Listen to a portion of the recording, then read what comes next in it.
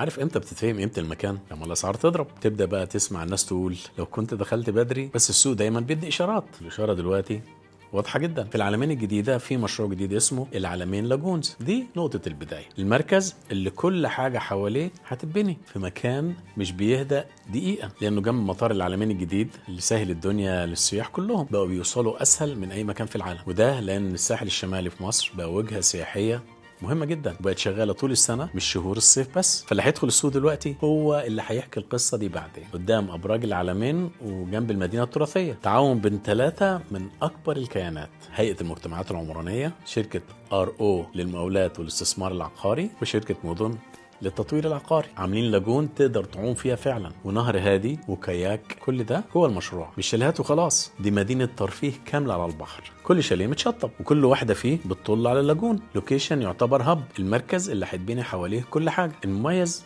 ان الاسعار لسه في اولها، طبيعي سعرها هيزيد جدا بعدين، ودي الحاجة اللي السوق دايما بيندم عليها بعدين. هنفضل نقول يا ده كان سعرها كذا، زي ما حصل في مناطق كتير زي التجمع الخامس والساحل نفسه. اللي شايف الصورة كويس عارف ان العلمين لاجونز فرصة تتمسك بيها. كلمهم على 15881 عشان تلحق تعرف كل التفاصيل.